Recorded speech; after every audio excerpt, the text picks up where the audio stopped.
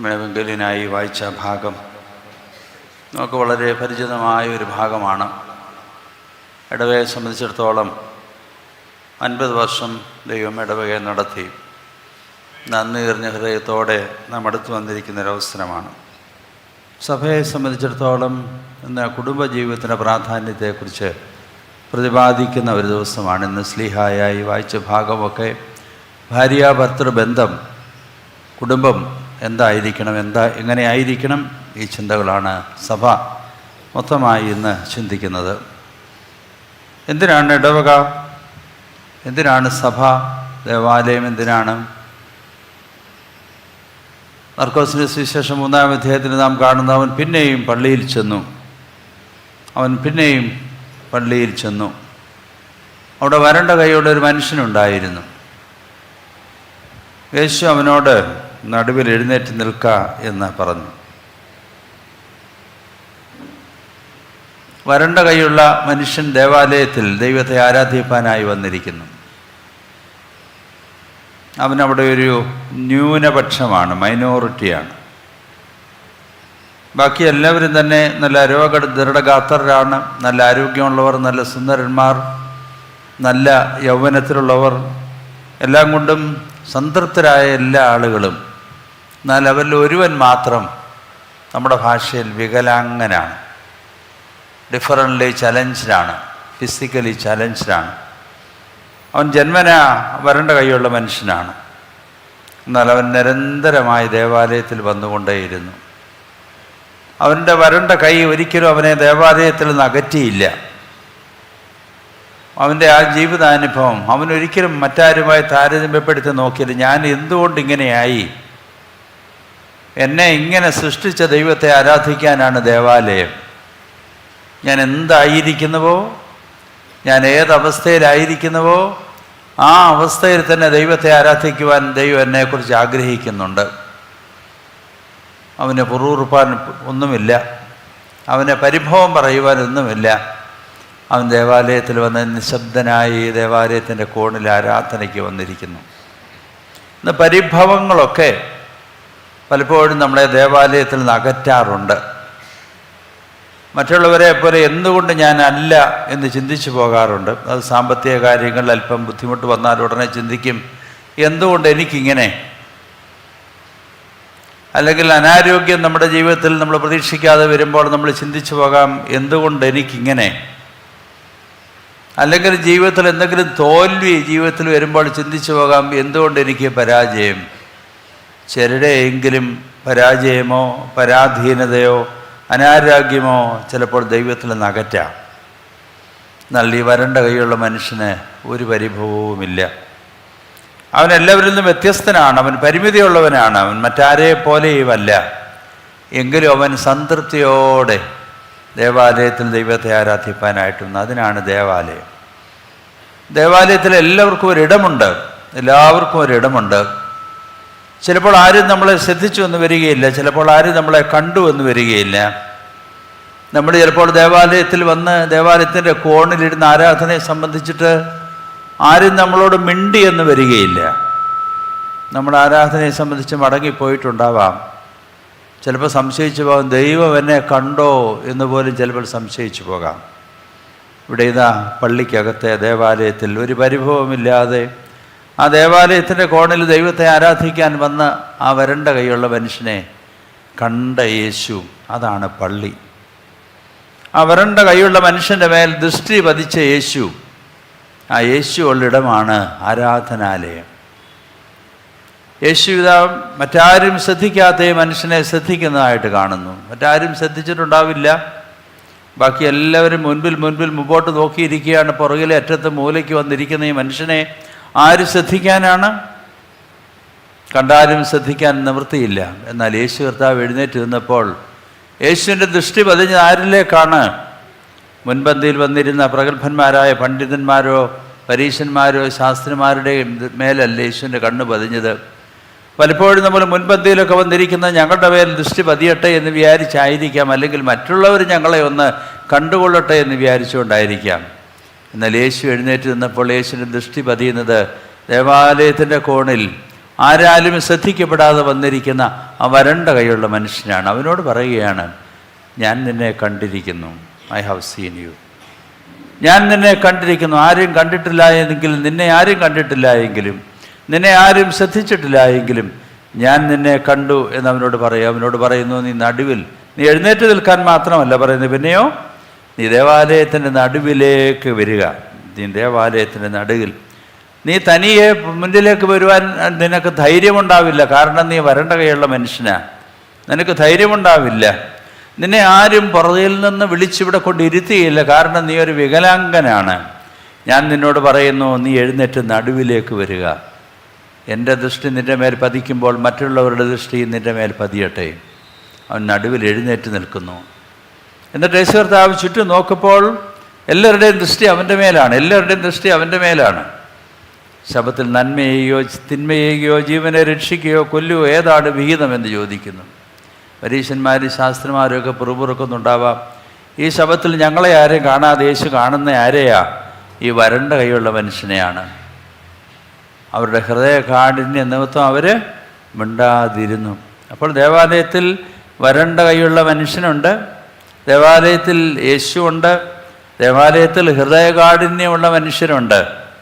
ഹൃദയകാഠിന്യമുള്ള മനുഷ്യരുണ്ട്. അവർ ഒരു കുഴപ്പവും ഇല്ലാതിരിക്കുന്നവരാ, പക്ഷേ നന്മ ചെയ്യുന്നതിന് തടസ്സമായി നിൽക്കുന്ന ഹൃദയകാഠിന്യമുള്ള മനുഷ്യർ, അവരോ മിണ്ടാതിരുന്നു. മിണ്ടാതിരിക്കാൻ കാരണം പറയുന്ന ഹൃദയകാഠിന്യമാണ്. അവരെന്നും പള്ളിയിൽ വരുന്നവരാ, കൊയറിലുള്ളവരാ ചിലപ്പം, അല്ലേ? നിങ്ങളെക്കുറിച്ചല്ല, അല്ലേ? പള്ളിയിൽ നിന്നും വരുന്നവരാണ്, ആരാധനയെ സംബന്ധിക്കുന്നവരാണ്, പള്ളിക്ക് പണം കൊടുക്കുന്നവരാണ്. യേശു ചോദിക്കുന്നു, നന്മ ചെയ്യുകയാണോ നല്ലത്, തിന്മ ചെയ്യുകയാണോ നല്ലത്? അവർ ഹൃദയകാഠിന്യ നിമിത്തം മിണ്ടാതിരുന്നു. അപ്പോൾ യേശുവിൻ്റെ പ്രതികരണം എന്താ വേദപുസ്തകത്തിൽ പറയുന്നറിയാമോ? യേശു ദുഃഖിച്ചു, യേശു കോപിച്ചു. കോപിക്കുന്ന ഒരു കർത്താവിനെ നമുക്ക് ഉൾക്കൊള്ളാൻ പ്രയാസമാണ്, അല്ലേ? ദൈവം സ്നേഹമാണെന്ന് പറയുന്നത് നമുക്ക് വലിയ ഇഷ്ടമാണ്. നമ്മളെപ്പോഴും സ്നേഹിച്ചുകൊണ്ടിരിക്കുന്ന, നമ്മൾ എന്ത് ചെയ്താലും നമ്മളെ സ്നേഹിച്ചുകൊണ്ടിരിക്കുന്ന ദൈവം എന്ന് പറയുന്നതിന് നമുക്ക് വലിയ സന്തോഷമാണ്. ദൈവ സ്നേഹം തന്നെ എന്നുള്ള വാക്യമാണ് നമുക്ക് ഏറ്റവും ഇഷ്ടം. എന്ന് പറഞ്ഞാൽ നമ്മൾ എന്ത് ചെയ്താലും സ്നേഹിച്ചുകൊണ്ടിരിക്കുന്നൊരു ദൈവം. എന്നാൽ ദൈവം ദുഃഖിക്കുകയും കോപിക്കുകയും ചെയ്യുമെന്ന് പറഞ്ഞാൽ, ദേവാലയത്തിൽ പ്രാവുകളെ വിൽക്കുന്നവരുടെ മേശകളെയൊക്കെ മറിച്ച് കളഞ്ഞപ്പോൾ യേശു കോപിച്ചു, യേശു ദുഃഖിച്ചു. കോപിക്കുന്നൊരു ദൈവമാണ് നമ്മുടെ ദൈവം. സ്നേഹം മാത്രമല്ല, കോപിക്കുന്നൊരു ദൈവമാണ്. തിന്മ കണ്ടാൽ, അനീതി കണ്ടാൽ, അന്യായം കണ്ടാൽ കോപിക്കുന്നൊരു ദൈവം, ദുഃഖിക്കുന്നൊരു ദൈവമാണ്. യേശു ദുഃഖിച്ച പല ഭാഗങ്ങൾ കാണുന്നുണ്ട്. കണ്ണുനീർ വാർത്തെന്ന് കാണുന്നുണ്ട്. ദേവാലയത്തെ കണ്ട് ദുഃഖിച്ചതായിട്ട് കാണുന്നുണ്ട്. ദുഃഖം. യേശു ദുഃഖിച്ചു, കോപിച്ചു. യേശു അവനോട് പറയുന്നു, സ്ട്രെച്ച് യുവർ ഹാൻഡ്, നിന്റെ കൈ നീട്ടുക എന്ന് പറയുന്നു. കൈ നീട്ടുക എന്ന് പറയുന്നു. എല്ലാവരും അത്ഭുതപ്പെടുത്തിക്കൊണ്ട്, എല്ലാവരും വിചാരിച്ച് യേശു എന്താ ചെയ്യാൻ പോകുന്നത്, ഈ ശബത്തിൽ എന്താ ചെയ്യാൻ പോകുന്നത്? ഞങ്ങളാരും ഗവനിക്കാത്ത ഈ മനുഷ്യനെ, ഞങ്ങളാരും ശ്രദ്ധിക്കാത്ത ഈ മനുഷ്യനെ എന്ത് ചെയ്യാൻ പോകുന്നു? യേശു അവനോട് പറയുന്നു, ബി ഹോൾസം, നീ പൂർണ്ണനായിത്തീരുക. നിൻ്റെ അപൂർണത എന്തിലാണ്? നിൻ്റെ വരണ്ട കൈയിലാണ് നിൻ്റെ അപൂർണത.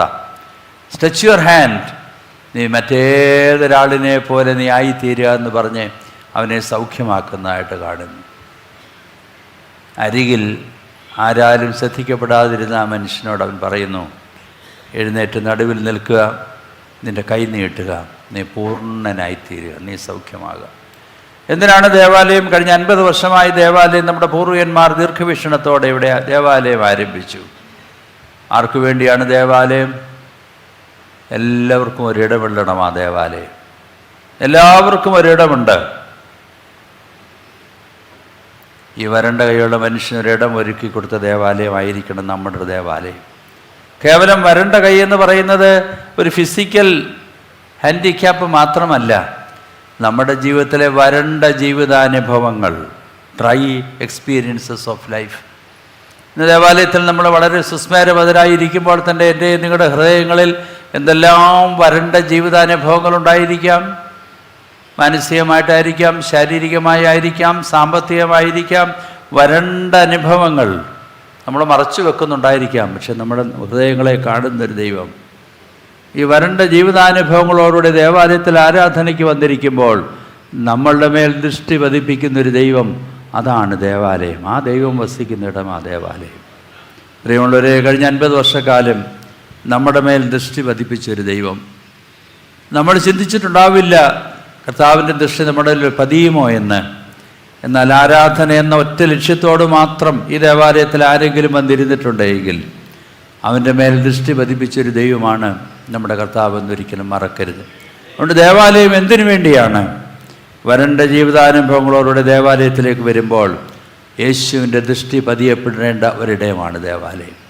ഈ ദേവാലയത്തിൽ ആ വിധത്തിൽ ദൃഷ്ടി പതിക്കപ്പെട്ട എത്രയോ പേരുണ്ട്.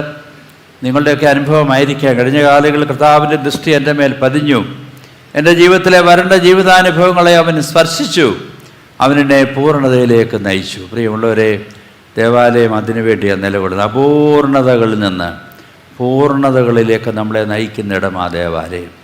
അപൂർണതകൾ ജീവിത യാഥാർത്ഥ്യമാണ്. ഒരിക്കലും വിചാരിക്കരുത് ജീവിതത്തിൽ അപൂർണതകൾ ഒരു പരാജയമാണെന്ന് വിചാരിക്കരുത്. എൻ്റെ നിങ്ങളുടെ ജീവിതത്തിലെ അപൂർണതകൾ, വരണ്ട അനുഭവങ്ങൾ ഒരു ജീവിത യാഥാർത്ഥ്യമാണ്. എന്നാൽ വരണ്ട ജീവിതാനുഭവങ്ങളോടുകൂടി അന്യപ്പെട്ട് നിൽക്കുന്നതിനിടയാകാതെ, മാറി നിൽക്കാതെ ദേവാലയത്തിലേക്ക് വരുമ്പോൾ അവൻ നമ്മുടെ മേൽ ദൃഷ്ടി പതിപ്പിക്കുന്നു, നമ്മളെ പൂർണ്ണതയിലേക്ക് നയിക്കുന്നു. ഹൃദയകാഠിന്യം ഉള്ള മനുഷ്യരെ ലജ്ജിപ്പിക്കുന്നിടമാണ് ദേവാലയം. ഹൃദയകാഠിന്യമുള്ള മനുഷ്യരെ, നന്മ ചെയ്യുന്നതിൽ വിമുഖത കാണിക്കുന്നവരെ, തിന്മ ചെയ്യുവാൻ പ്രേരിപ്പിക്കുന്നവരെ, അവരെ ലജ്ജിപ്പിക്കുന്ന കർത്താവ് വസിക്കുന്നിടമാണ് ദേവാലയം. പ്രിയമുള്ളവരെ, ഒരു ചെറിയ ഇടവകയെ ദൈവം തമ്പുരാൻ ഇത്രത്തോളം നടത്തി. നമുക്ക് തിരിഞ്ഞു നോക്കാം. കഴിഞ്ഞ കാലങ്ങളിൽ നമ്മുടെ മേൽ ദൃഷ്ടി പതിപ്പിച്ച ഒരു കർത്താവ് ഇത്രത്തോളം നമ്മളെ നടത്തി. ഇനിയും നമ്മുടെ പ്രാർത്ഥന അതായിരിക്കണം. കർത്താവേ, ദേവാലയത്തിൽ ആരാധന വന്ന് സംബന്ധിക്കുന്ന എല്ലാവരുടെയും മേൽ നിൻ്റെ ദൃഷ്ടി പതിയണമേ, അപൂർണതയിൽ നിന്ന് പൂർണ്ണതയിലേക്ക് നയിക്കണമേ. അതാകട്ടെ നമ്മുടെ പ്രാർത്ഥന. കുടുംബത്തെക്കുറിച്ച് പ്രകാരം നമ്മൾ പറയുന്നുണ്ട്, family is a domestic church. Family is a domestic church. കുടുംബം ഒരു സഭയാണ്. സഭയിൽ എന്താ നടക്കുന്നതെന്ന് ഞാൻ പറഞ്ഞു. അപൂർണതകളിൽ നിന്ന് പൂർണ്ണതയിലേക്ക് യേശുവിൻ്റെ സാന്നിധ്യത്താൽ നയിക്കപ്പെടുന്ന ഇടമാണ് സഭ. അപ്പോൾ കുടുംബം ഒരു സഭയാണെങ്കിൽ അതിൻ്റെ അർത്ഥം എന്നാ? കുടുംബത്തിൽ അപൂർണതകളുണ്ടോ? എന്തുമാത്രം അപൂർണതകളാണ്. ആരും പൂർണ്ണരല്ല, അല്ലേ? പലപ്പോഴും പഴിചാരിക്കൊണ്ടേയിരിക്കും, ഞാൻ പൂർണ്ണനാണ്, നീ അപൂർണയാണ്, അപൂർണനാണ്, അല്ലേ?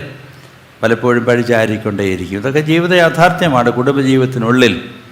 എന്നാൽ യേശുവിൻ്റെ സാന്നിധ്യം എന്ത് വ്യത്യാസം വരുത്തുന്ന കുടുംബജീവിതത്തിൽ? ഡൊമസ്റ്റിക് ചർച്ച്, ഒരു വീട്ടിലെ സഭ എന്ന് പറയുമ്പോൾ കുടുംബജീവിതത്തിൽ എന്താ ഉണ്ടാകേണ്ടത്? അപൂർണതകളെ ഒരു ജീവിത യാഥാർത്ഥ്യമായി സ്വീകരിച്ചുകൊണ്ട് യേശുവിൻ്റെ സാന്നിധ്യത്താൽ അപൂർണതകളിൽ നിന്ന് പൂർണ്ണതയിലേക്ക് നയിക്കപ്പെടുന്ന ഒരിടമായിരിക്കണം നമ്മുടെ കുടുംബങ്ങളെന്ന് പറയുന്നത്. അവിടെയാണ് കുടുംബം കൂടി വരുമ്പോൾ ഇമ്പം എന്നൊക്കെ പറയുന്നത്. അപൂർണതകളൊക്കെ ഇല്ലാതെ ആരുമില്ല. രണ്ട് ഭവനങ്ങളിൽ ജനിച്ചു വളരുന്ന രണ്ട് പേര് ഒരുമിച്ച് ദേവാലയത്തിൽ വെച്ച് കുടുംബജീവിതത്തിലേക്ക് പ്രവേശിച്ച് ഒരുമിച്ച് കുടുംബജീവിതം നയിക്കുമ്പോൾ അപൂർണതകൾ സ്വാഭാവികമാണ്. ചർച്ചക്കേട് സ്വാഭാവികമാണ്. കുഞ്ഞുങ്ങൾ വളർന്നു വരുമ്പോൾ, കുഞ്ഞുങ്ങൾ ഈ ലോകത്തിൻ്റെ ധാരാളം അനുഭവങ്ങളിലൂടെ കടന്നു പോകുമ്പോൾ അവരിൽ പ്രകടിപ്പിക്കപ്പെടുന്ന ചില അപൂർണതകളൊക്കെ നമ്മുടെ ശ്രദ്ധയിൽ വന്നേക്കും. ഇതൊക്കെ ജീവിത യാഥാർത്ഥ്യമാണ് കുടുംബജീവിതത്തിൽ. എന്നാൽ അവിടെയൊക്കെ അപൂർണതകളെയൊക്കെ മാറ്റി പൂർണ്ണതയിലേക്ക് വരുത്താൻ കഴിയുന്ന ആർക്കാണ്? യേശുവിന് മാത്രമാണ്. കുടുംബം ഒരു സഭയായിത്തീരുന്ന എപ്പോഴാണ്? യേശുവിൻ്റെ സാന്നിധ്യം ആ ഭവനത്തിലുണ്ട്. എപ്പോഴാണ് നമ്മൾ പാടുന്നത്? എൻ്റെ വീട്ടിൽ യേശുവുണ്ട്, എൻ്റെ ഭവനത്തിൽ യേശുവുണ്ട്, ഞാനിവൻ്റെ കുടുംബമോ ഞങ്ങൾ യഹോവയെ സേവിക്കും. ഭാര്യാഭർത്തൃ ബന്ധത്തിൽ അപൂർണതകൾ ഉണ്ടാകാം. എന്നാൽ യേശുവിൻ്റെ ദൃഷ്ടി അവരുടെ മേൽ പതിയപ്പെടുമ്പോൾ അപൂർണതകൾ മാറി പൂർണ്ണതയിലേക്ക് നയിക്കപ്പെടുന്ന ഇടങ്ങളാണ് കുടുംബങ്ങൾ. ആ വിധത്തിൽ നമ്മുടെ കുടുംബങ്ങൾ ദൈവസാന്നിധ്യത്താൽ പൂർണ്ണത അനുഭവിക്കുന്ന ഇടങ്ങളായിത്തീരുവാൻ ദൈവമേ ഇടയാക്കണമേ എന്ന് നമുക്ക് പ്രാർത്ഥിക്കാം. രണ്ട് കാര്യങ്ങളാണ് ഞാൻ പറഞ്ഞത്. എന്തിനാണ് ദേവാലയം? 50 വർഷം ദൈവം എന്ന് പറയാൻ നമ്മളെ നടത്തിയപ്പോൾ ഓർക്കണം, ധാരാളം പേരുടെ മേൽ ദൃഷ്ടി പതിഞ്ഞൊരിടമാണ് ഈ ദേവാലയം. തുടർന്ന് നമ്മൾ ആഗ്രഹിക്കേണ്ടത്, ദൈവമേ നിൻ്റെ ദൃഷ്ടി ഈ ദേവാലയത്തിൽ വന്ന് സംബന്ധിക്കുന്ന എല്ലാവരുടെയും മേൽ ദൃഷ്ടി പതിയണമേ എന്നായിരിക്കണം. ഹൃദയകാഠിന്യമുള്ളവരൊക്കെ ഉണ്ടാകാം, അവരെ ലജ്ജിപ്പിക്കുന്ന ഇടമാണ് ദേവാലയം. എന്താണ് കുടുംബം? കുടുംബം ഒരു ദേവാലയമാണ്. Family is a domestic church. ആ കുടുംബത്തിൽ സംഭവിക്കേണ്ടത് എന്താണ്? അപൂർണതകളൊരു ജീവിത യാഥാർത്ഥ്യമാണെന്ന് സ്വീകരിക്കുകയും ബലഹീനതകളൊരു ജീവിത യാഥാർത്ഥ്യമാണെന്ന് സ്വീകരിക്കുകയും ഭാര്യാഭർത്തൃ ബന്ധത്തിൽ, മാതാപിതാക്കളും കുഞ്ഞുങ്ങളും തമ്മിലുള്ള ബന്ധത്തിൽ ദൈവസാന്നിധ്യത്തിൽ പൂർണ്ണത കൈവരിക്കുവാൻ അപ്പോൾ കുടുംബജീവിതം അനുഗ്രഹകരമായി തീരാൻ ദൈവം ഇടയാക്കണമെന്ന് പ്രാർത്ഥിക്കാം. അതിനായി ദൈവകരങ്ങളിൽ നമുക്ക് നമ്മെ തന്നെ സമർപ്പിക്കാം.